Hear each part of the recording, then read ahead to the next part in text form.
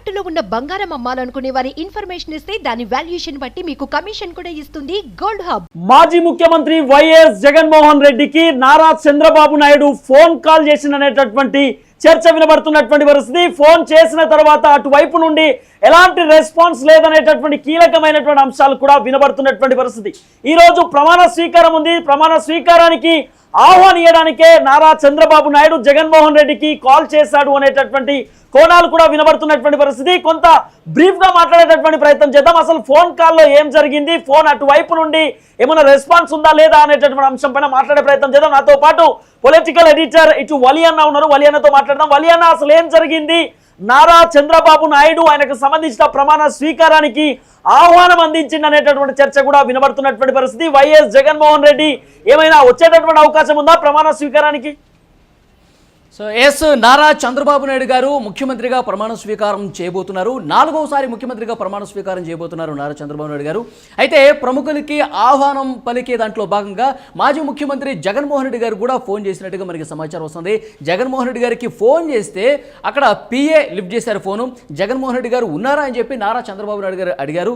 So phone ఇచ్చే క్రమంలో PA చెప్పి ఇచ్చినటువంటి సమాధానం, జగన్మోహన్ రెడ్డి గారు ఇక్కడ లేరు, వేరే మీటింగ్లో ఉన్నారు, బిజీగా ఉన్నారని చెప్పి సమాధానం వచ్చింది.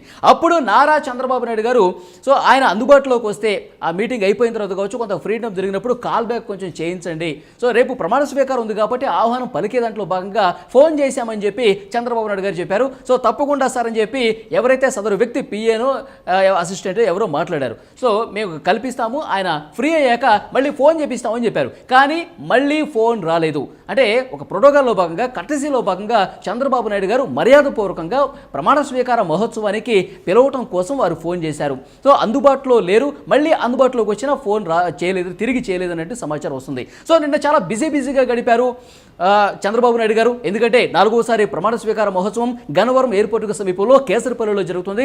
ఉదయం 11:27 సరిగ్గా జరగబోతోంది. దీనికి ప్రధాని మోదీ వస్తున్నారు, హోంమంత్రి అమిత్ షా వస్తున్నారు. సో చాలా మంది ప్రముఖులు, సో ఎన్డీఏకి సంబంధించినటువంటి ఇతర రాష్ట్రాల్లో ఉన్నటువంటి ముఖ్యమంత్రులు వస్తున్నారు. సో మెగాస్టార్ చిరంజీవి వస్తున్నారు. ఇట్లా సినీ, రాజకీయ, వ్యాపార దిగ్గజాలందరూ కూడా, ప్రముఖులందరూ కూడా ఈ ప్రమాణ స్వీకార మహోత్సవానికి తరలి వస్తున్నారు. సో కటసీలో భాగంగా జగన్మోహన్ రెడ్డి గారు కూడా ఫోన్ చేశారు. ఫోన్ చేస్తే ఆయన ఉన్నారో లేదో తెలియదు కానీ అసిస్టెంట్, ఒక పిఏనో లేకపోతే అసిస్టెంట్ ఫోన్ లిఫ్ట్ చేసి జగన్మోహన్ రెడ్డి గారు అందుబాటులో లేరు, అంటే వేరే కార్యక్రమాల్లో ఉన్నారు. అంటే యాక్చువల్గా జగన్మోహన్ రెడ్డి గారు మళ్ళీ చేయొచ్చు, చంద్రబాబు నాయుడు గారికి ఫోన్ చేసి శుభాకాంక్షలు తెలపొచ్చు. సో ముందుగా కొన్ని ఫిక్స్ అయినటువంటి కార్యక్రమాలు ఉండటం వల్ల నేను రాలేకపోతున్నాను, సో అయినప్పటికీ మీకు శుభాకాంక్షలు తెలియజేస్తున్నాను, మీ మంత్రివర్గానికి కూడా శుభాకాంక్షలు తెలియజేస్తున్నాను చెప్పొచ్చు, తిరిగి ఫోన్ చేసి ఆయన ఫ్రీ అయ్యాక. కానీ అటువైపు నుంచి ఇప్పటి వరకు కూడా ఒక చిన్న కాల్ కానీ, ఒక చిన్న మెసేజ్ కానీ శుభాకాంక్షలు చెప్పినట్టుగా, అంటే డైరెక్ట్గా ఎలాంటి మెసేజ్ కానీ కాల్ కానీ రాలేనట్టుగా మనకి సమాచారం వస్తుంది. సో యాక్చువల్గా చాలా బిజీగా గడిపారు నారా చంద్రబాబు నాయుడు గారు నిన్న. ఎందుకంటే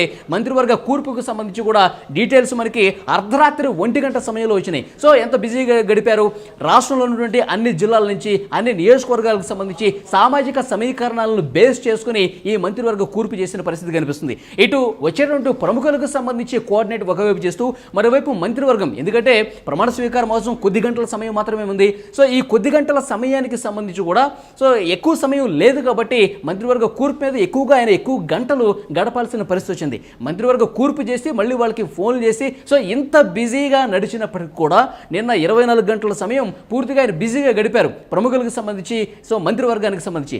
అయితే ఇంత బిజీ షెడ్యూల్లో కూడా కట్టసీన ఆయన మిస్ కాకుండా, సో ఎవరైతే ఆహ్వానం పలకాలో వాళ్ళందరికీ దగ్గరుండి ఫోన్లు చేపించినటువంటి పరిస్థితి కనిపిస్తుంది నారా చంద్రబాబు నాయుడు గారు. దాంట్లోనే భాగంగా వైఎస్ జగన్మోహన్ రెడ్డి గారికి కూడా ఫోన్ చేశారు, ఆయన రెస్పాండ్ కాలేదు. అటు నుంచి మళ్ళీ ఫోన్ వస్తుందని చెప్పేసి వెయిట్ చేశారు, కానీ ఎటువంటి రెస్పాండ్ కానిటువంటి సిచ్యువేషన్ కనిపిస్తుంది. ఇంకో విషయం చెప్పండి, ఆహ్వాన లేఖ కూడా పంపించారనేటటువంటి ఒక చర్చ నడుస్తోంది. ఆహ్వాన లేఖ పంపించే ప్రయత్నం చేశారా? చాలామంది ప్రముఖులకు ఆహ్వాన లేఖలు పంపించారు. సరిగ్గా 11:27 ఆంధ్రప్రదేశ్ ముఖ్యమంత్రిగా తాను ప్రమాణ స్వీకారం చేస్తున్నాడు, మా మంత్రివర్గం కూడా ప్రమాణ స్వీకారం చేయబోతున్నాము, సో డెఫినెట్గా అందరూ రావాల్సిందిగా కొన్ని లేఖలు ప్రముఖులందరికీ వెళ్ళాయి.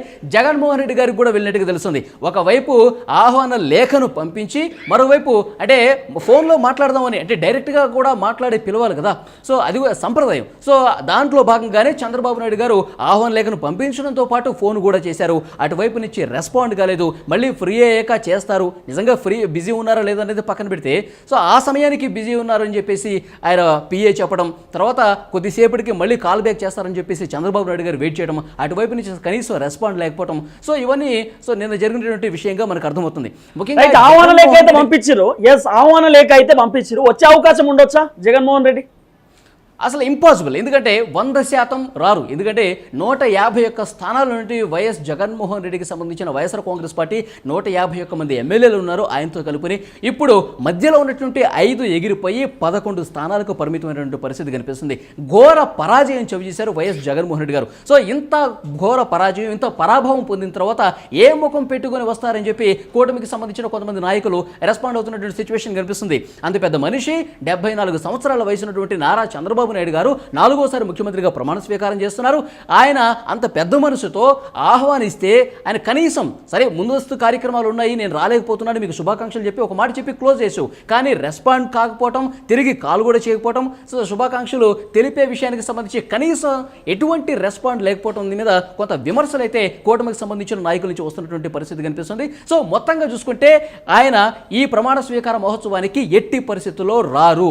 ఎందుకంటే ఇంత ఘోర పరాజయం తర్వాత ఆయన 1% కూడా వచ్చే పరిస్థితి లేదు. ఒకసారి 2019కి సంబంధించిన సమాచారం మీకు అందిస్తాను. ఆయన మొదటిసారిగా ముఖ్యమంత్రి అవుతున్నటువంటి సమయంలో చంద్రబాబు నాయుడు గారికి ఆ సమయంలో ఫోన్ చేశారు. ఫోన్ చేస్తే సో మంచి విజయం సాధించారు మీరు, శుభాకాంక్షలు అని చెప్పి చంద్రబాబు నాయుడు గారు రెస్పాండ్ అయిన పరిస్థితి. సో నేను కొంత బిజీ ఉన్నాను, నేను రాలేకపోతున్నాను, మీకు అడ్వాన్స్ కంగ్రాచులేషన్స్ అని చెప్పి చంద్రబాబు నాయుడు గారు చెప్పారు. ఇది సంస్కారము.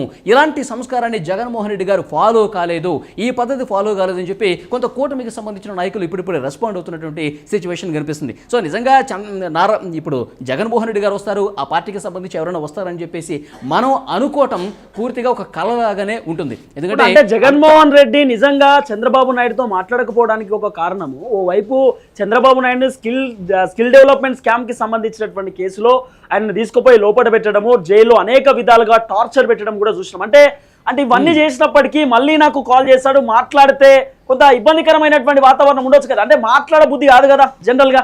అంటే ఇంత ఇబ్బంది పెట్టినటువంటి వ్యక్తితో ఏం మాట్లాడాలనేటటువంటి కోణాలలో కూడా ఆలోచన చేయవచ్చు కదా. అవును. సో గతంలో ఎలాంటి పరిస్థితులు ఉన్నాయో మనం చూసాం. తిరుపతి 2019 నుంచి మొన్నటి వరకు కూడా వైఎస్ఆర్ కాంగ్రెస్ పార్టీ ప్రభుత్వం సాగించినటువంటి అరాచకాలకు సంబంధించి, అక్రమాలకు సంబంధించి, అక్రమ నిర్బంధాలకు సంబంధించి, స్కిల్ డెవలప్మెంట్ కేసులో చంద్రబాబు నాయుడు గారిని అరెస్ట్ చేసే విషయానికి సంబంధించి సో ఇదంతా ఎంత దారుణమైన పరిస్థితులు ఉన్నాయో మనం చూసాం. ముఖ్యంగా నిన్న ఎన్డీఏ పక్ష సమావేశంలో కూడా నారా చంద్రబాబు నాయుడు గారు చాలా స్పష్టంగా చెప్పారు. సో ఇలాంటి కక్ష సాధింపు చర్యలు, ఈ విధమైనటువంటి సో పూర్తిగా రాష్ట్రాన్ని భ్రష్టు పట్టించే చర్యలు ఇప్పుడు ఈ కొత్త ప్రభుత్వంలో ఉండవు. అలాంటివి జరిగేటానికి స్కోప్ 1% కూడా లేదు. నిర్మాణాత్మకమైనటువంటి రాజకీయాలు చేయాల్సిన అవసరం కనిపిస్తుందని చాలా స్పష్టంగా చెప్పారు. మరోవైపు తప్పు చేస్తే వదిలిపెట్టే పరిస్థితి లేదు. ఆ తప్పు చేసిన వారిని క్షమిస్తే కనుక అది అలవాటుగా మారుతుంది. సో డెఫినెట్గా తప్పు చేసిన వారిని చట్ట ప్రకారం మేము శిక్షిస్తామని చెప్పి ఒక ఇండికేషన్ కూడా ఇచ్చిన పరిస్థితి కనిపిస్తుంది. నిన్న జనసేన అధ్యక్షులు పవన్ కళ్యాణ్ గారు చంద్రబాబు నాయుడు గారిని ముఖ్యమంత్రి అభ్యర్థిగా ఆయన ప్రతిపాదిస్తూ ప్రపోజ్ చేస్తూ సో ఆయన నిన్న మాట్లాడటం జరిగింది. వారిద్దరి మధ్య ఉన్నటువంటి బంధాన్ని కూడా మనం చూసాము. హగ్ చేసుకున్నారు. జైల్లో మిమ్మల్ని చూశాను, మీరు పూర్తిగా నలిగిపోయారు, మీ సతీమణి నారా భువనేశ్వర్ గారి కళ్ళనీళ్ళు పెట్టుకున్నారు, సో మంచి రోజులు వస్తాయమ్మా, మీరు బాధపడకండి అని చెప్పి ఒక భరోసా ఇచ్చారు పవన్ కళ్యాణ్ గారు. సో నిన్న వేదికగా వాళ్ళిద్దరి మధ్య ఎలాంటి సంబంధాలు ఉన్నాయి, ఎలాంటి బంధం ఉంది, ఎంత పెనవేసుకున్నటువంటి బంధం ఉందో మనం చూస్తున్నాం. అంటే రెండు పార్టీలు వేరువేరండి, కానీ ఇక్కడ మనం చూడాల్సింది ఏంటంటే రాష్ట్రం బాగుపడాలన్న కాంక్ష వారిద్దరిలో చాలా స్పష్టంగా కనిపిస్తుంది. రాష్ట్ర ప్రజలు చంద్రబాబు నాయుడు గారు రాష్ట్ర ప్రజలు కూడా పూర్తిగా ఈ 5 సంవత్సరాల కాలంలో నలిగిపోయారు. అనేకమైనటువంటి ప్రజలకు ఇబ్బంది పడే చట్టాలు తీసుకొచ్చారు. దానివల్ల కూడా ఇబ్బంది ఏర్పడిన పరిస్థితి కనిపిస్తుంది. ఒకవైపు సంక్షేమ కార్యక్రమాలు, బటన్ నొక్కే కార్యక్రమాలు చేస్తున్నారు, కానీ క్షేత్రస్థాయిలో ప్రజలు పడుతున్నటువంటి ఇబ్బందులు, ప్రజలు అనుభవిస్తున్నటువంటి ఈ బాధలు కనీసం పట్టించుకున్న పరిస్థితి లేదు జగన్మోహన్ రెడ్డి గారు. కాబట్టే ప్రజా తీర్పు ఈ రకంగా ఉంది. ఇంత అద్భుత విజయం కూటమి నాయకులకు వచ్చిందంటే కనుక అది పూర్తిగా గత ప్రభుత్వ వైఫల్యం అని చెప్పి స్పష్టంగా అర్థమవుతున్నటువంటి సిచ్యువేషన్ కనిపిస్తుంది. సో ఈ ప్రభుత్వంలో జనరంజకంగా ఉంటుంది. కొత్తగా ఏర్పడిపోయే ఈ కూటమి ప్రభుత్వం ప్రజా సంక్షేమ, ప్రజాభివృద్ధి ధ్యేయంగా రాష్ట్రం నలువైపులా అభివృద్ధి చేసే దిశగా అడుగులు వేసే పరిస్థితి కనిపిస్తుందని నిన్న కూడా చాలా స్పష్టంగా చెప్పుకొచ్చినటువంటి పరిస్థితి కనిపిస్తుంది. ముఖ్యంగా జగన్మోహన్ రెడ్డికి సంబంధించి నిన్న ఫోన్ కాల్ గురించి కావచ్చు, ఆ తర్వాత వారు మాట్లాడిన పరిస్థితి కూడా ఒకసారి మనం గుర్తు చేసుకుందాం. ఘోర పరాజయం పాలైన తర్వాత జగన్మోహన్ రెడ్డి గారు ప్రెస్ మీట్ పెట్టారు. ఆయన ఏమంటారు, ఎన్నో అక్క చెల్లెములకు ఎంతో చేశాము, ఎన్నో కార్యక్రమాలు చేశాము, కానీ ఆ ఓట్లు ఎటుపోయాయో తెలియదు, ఆ దేవుడికే తెలియాలి, ఎవరిని అనడానికి కూడా లేదని చెప్పి ప్రజలను కూడా నిందించే పరిస్థితికి వచ్చారని చెప్పి పెద్ద ఎత్తున విమర్శలు వచ్చినటువంటి సిచ్యువేషన్ కూడా కనిపిస్తుంది. అంటే ఓటమిని జగన్మోహన్ రెడ్డి గారు కావచ్చు, ఇంకా ఆ పార్టీకి సంబంధించిన మాజీ మంత్రులు అందరూ కూడా జీర్ణించుకోలేని పరిస్థితి కనిపిస్తుంది. కూటమి విజయాన్ని ఇంకా వాళ్ళు ఒప్పుకోని సిచ్యువేషన్ కనిపిస్తుందని కూడా కూటమికి సంబంధించిన నాయకులు విమర్శలు చేస్తూ ఉన్నారు. సో ఇలాంటి గడ్డు పరిస్థితుల్లో, ఇలాంటి సిచ్యువేషన్లో నారా చంద్రబాబు నాయుడు గారు ఫోన్ చేశారు. ఆయనకు బిజీ షెడ్యూల్ ఉన్నప్పటికీ కూడా కూటమికి సంబంధించిన ప్రమాణ స్వీకారం కార్యక్రమం ఉంది. ముఖ్యంగా మంత్రివర్గ కూర్పు చాలా కసరత్తు జరిగింది, చాలా శక్తి మించి ఆయన పనిచేసిన పరిస్థితి కనిపిస్తుంది. అర్ధరాత్రి సమయం వరకు ఆయన వేచి చూసి అందరికీ ఫోన్లు చేసి మంత్రివర్గ కూర్పుకు సంబంధించి అందులో మళ్ళీ సామాజిక సమీకరణాలు, కొత్త వాళ్ళకి అధిక ప్రాధాన్యత ఇచ్చారు, ఎస్సీ ఎస్టీలకు ఇచ్చారు, మహిళలకు ఇచ్చారు, జనసేనకి 3 మంత్రి పదవులు ఇచ్చారు, భారతీయ జనతా పార్టీకి 1 ఇచ్చారు. అంటే ఈ కూర్పు కొత్త పాత కలయికగా సమన్వయంతో ముందుకు తీసుకెళ్లిన పరిస్థితుంది. సో ఇంత బిజీ షెడ్యూల్లో కూడా ఇంత హార్డ్ వర్క్ చేసినటువంటి నారా చంద్రబాబు నాయుడు గారు 74 సంవత్సరాల వయసులో 1 గంట వరకు ఆయన పనిచేసిన పరిస్థితి కనిపిస్తుంది. మనం చూసాం 1 గంట 15 నిమిషాలకి ఈ లిస్ట్ అనేది బయటకు వచ్చింది. సో ఎంత వర్కౌట్ చేశారు, ఎంత కసరత్తు చేశారో మనం చూసాం. సో ఆ సమయంలో కూడా రావాల్సిన ప్రముఖులకు సంబంధించి నేరుగా ఫోన్ చేసి మాట్లాడిన పరిస్థితి ఉంది చంద్రబాబు నాయుడు గారు. సో అట్లాగే జగన్మోహన్ రెడ్డి గారు కూడా ఫోన్ చేశారు. ఆయన మరి దగ్గరలోనే ఉన్నారా, ఫోన్కి అందుబాటులోనే ఉన్నారా, ఇది తెలియాల్సిన అవసరం కనిపిస్తుంది. ఎందుకంటే ఆయన ఉన్నా లేడని చెప్పారా, ఉన్నా చంద్రబాబు నాయుడు గారు ఫోన్ ఇన్లో ఉన్నారు అని చెప్పినా సరే నేను మాట్లాడనని చెప్పేసి అనేసారా. అందుకే పిఏ అక్కడ అసిస్టెంట్గా ఉన్న వ్యక్తి ఆయన అందుబాటులో లేరు, వేరే కార్యక్రమంలో ఉన్నారు అని చెప్పేసి చెప్పారు. చంద్రబాబు నాయుడు గారు మళ్ళీ ఒకసారి కాల్ చేయండి, నేను మాట్లాడాలి జగన్మోహన్ రెడ్డి గారితో అంటే ఆయన మళ్ళీ రెస్పాండ్ కాని పరిస్థితి కనిపిస్తుంది. ఇది జగన్మోహన్ రెడ్డి గారి శైలి, ఇది జగన్మోహన్ రెడ్డి గారి కనీసం కర్టసీ ఫాలో కాకుండా ఈ విధంగా వ్యవహరించారని పెద్ద చర్చ జరుగుతుంది. సరే ఆయన రెస్పాండ్ అవుతారు, ఆయన ఈ ఆహ్వానం పలికితే ఆహ్వానం స్వీకరించి ఆయన ఈ ప్రమాణ స్వీకార మహోత్సవానికి వస్తారు అనుకోవటం పొరపాటే. సో కానీ కర్టసీలో భాగంగా ఒక చిన్న మాట శుభాకాంక్షలు చెప్పి మీ కూటమికి సంబంధించినటువంటి నాయకులకు కావచ్చు, మంత్రివర్గంలో ప్రమాణ స్వీకారం చేయబోయే వాళ్ళకి శుభాకాంక్షలను ఒక మాట చెప్పుంటే బాగుండేది అని చెప్పి పెద్ద ఎత్తున చర్చ జరుగుతుంది. గతంలో ఒకసారి ఫ్లాష్ బ్యాక్లోకి వెళ్తే చంద్రబాబు నాయుడు గారు అలాగే వైఎస్ రాజశేఖర రెడ్డి గారు వాళ్ళిద్దరి మధ్య రాజకీయంగా ఎన్ని విభేదాలు ఉన్నా సరే, రాజకీయంగా ఎంత పోరాటం చేసుకున్నా సరే, వాళ్ళు ఎక్కడున్నా కలుసుకుంటే మంచి సంబంధాలు ఉండేవి, నవ్వుకుంటూ మాట్లాడుకునేవాళ్ళు, ఒకళ్ళు భుజం ఒకళ్ళు తడుముకుంటూ సో చాలా ప్రేమగా మాట్లాడుకున్న పరిస్థితి కనిపిస్తుంది. వ్యక్తిగత జీవితాలు వేరు, స్నేహం వేరు, రాజకీయాలకు సంబంధించి పార్టీలు వేరు, రాజకీయానికి సంబంధించిన పోరాటం వేరు, ఆ రకంగా రాజకీయాలు ఉండేవి. కానీ ప్రస్తుత పరిస్థితి చూసుకుంటే సో మొత్తం ఒకటే, ఇటు రాజకీయమైనా ఇటు పర్సనల్గా అయినా అంతా ఒకటే. సో శత్రుత్వం అనేది సో నిజ జీవితంలో కూడా పర్సనల్ లైఫ్లో కూడా శత్రుత్వం ఉంటుంది అనే విధంగా జగన్మోహన్ రెడ్డి వ్యవహార శైలి ఉంది. ఇది కరెక్ట్ కాదు. సో రాజకీయాల్ని సో వ్యక్తిగత జీవితాన్ని సో వేరువేరుగా చూడాల్సిన అవసరం కనిపిస్తుందని చెప్పి చాలామంది ఒక అభిప్రాయం వ్యక్తం చేస్తున్న పరిస్థితి కనిపిస్తుంది. లేటెస్ట్గా అందుతున్న సమాచారం 11 గంటల 27 నిమిషాలకు ముఖ్యమంత్రిగా 4వసారి నారా చంద్రబాబు నాయుడు గారు ప్రమాణ స్వీకారం చేయబోతున్నారు. 24 మంది మంత్రులు ప్రమాణ స్వీకారం చేయబోతున్నారు. నారా చంద్రబాబు నాయుడు గారి తర్వాత కొణిదెల పవన్ కళ్యాణ్ డిప్యూటీ సీఎంగా ఆయన ప్రమాణ స్వీకారం చేస్తున్నారు. జనసేన నుంచి 3 ప్రమాణ స్వీకారం చేస్తున్నారు. భారతీయ జనతా పార్టీ నుంచి ధర్మవరం నుంచి గెలిచిన సత్యకుమార్ యాదవ్ బీసీ సామాజిక వర్గానికి చెందిన నాయకులు, కేతిరెడ్డి మీద గెలిచారు. ఆయన కూడా మంత్రిగా ప్రమాణ స్వీకారం చేస్తున్నారు. ఇందులో 3 మహిళలు కూడా ఉన్నారు, 8 మంది బీసీలు ఉన్నారు, 2 ఎస్సీలు ఉన్నారు, 1 ఎస్టీ ఉన్నారు, వైశ్యకు సంబంధించిన టీజీ భరత్ ఒక వ్యక్తి ఉన్నారు. సో ఇట్లా బ్యాలెన్స్డ్గా యువత అలాగే సీనియర్స్ కలగలుపుగా పూర్తి స్థాయిలో అత్యంత బ్యాలెన్స్డ్గా ఈ మంత్రివర్గ కూర్పు ఉన్నట్టుగా మనకి సమాచారం వస్తుంది. తిరుపతి. సో ఇది వాళ్ళన్న చెప్తున్నటువంటి క్లియర్ కట్ అంశం. మొత్తానికైతే వైఎస్ జగన్మోహన్ రెడ్డికి నారా చంద్రబాబు నాయుడు గారు కాల్ చేసినా కూడా రెస్పాన్స్ కాకపోవడం నిజంగా రాజకీయ వర్గాలలో ఇప్పుడు చర్చాంశకంగా మారినటువంటి పరిస్థితి, నిజంగా మంచి సంస్కృతి కాదు అనేటటువంటి కోణాలు కూడా పూర్తి స్థాయిలో వినబడుతున్నటువంటి పరిస్థితి.